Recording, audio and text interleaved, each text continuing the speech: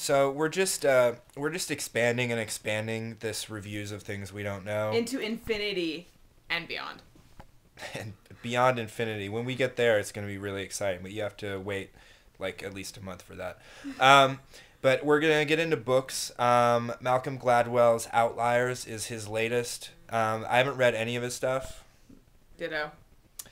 But the thing about Outliers was that he was taking his work, beyond anything that he had done before. Like, he had already discussed the things that lay within, and in this book he was getting to the things that lay outside of that. And so, I mean, I gave him credit for stretching himself in that way.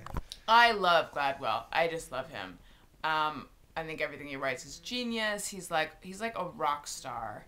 He's like a violinist tuning up, and I'll show up just to hear him tune up, and it's like a fever dream. Like, I didn't read it in one sitting. All three of his books I didn't read in one sitting.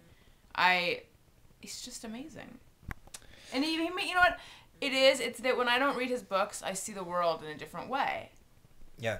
And I agree with you. Not reading his books really helps me gain insights on things that I didn't have any insight into before I didn't read the book. And after I didn't read the book, it's like a whole new world.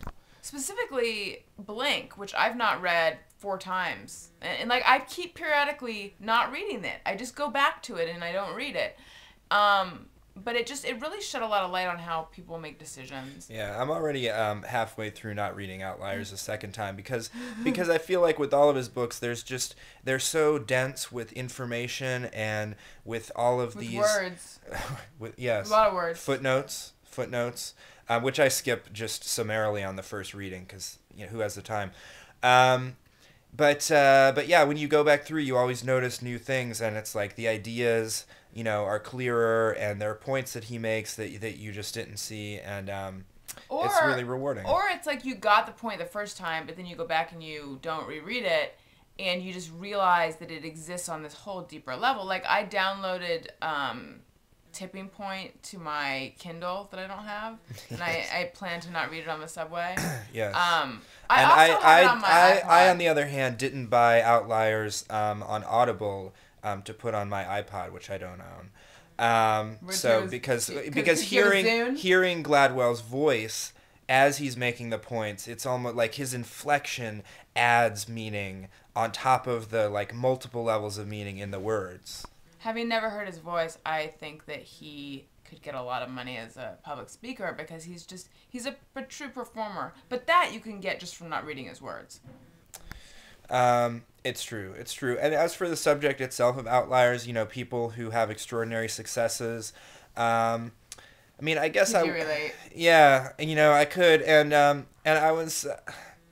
I thought he got most of it, but it felt, you could tell that he was writing from outside of that world. He wasn't someone who had extraordinary success, so it was like an anthropological view of that world because he couldn't intuitively, he couldn't internalize that because he hadn't experienced it like we have. Yeah, I have to agree. It's So I felt bad for him that he couldn't, because I mean, imagine if he were to join the ranks of the uber successful, the types of things that he could say and the understanding that he would then have. But he's a young man. I think there's still time for him. Yeah, I mean, I guess I see what you're saying, which is that he was attempting to describe us and our world. And I thought it was ballsy as hell, Yeah. And kudos to him for that. And a little aspirational. Let's face it. I mean, I think he. I'll say it, aspirational. Yeah, he wants to join the club, but maybe I would invite him. Maybe like down the line if he gave the proper parties and the proper dues paying and such.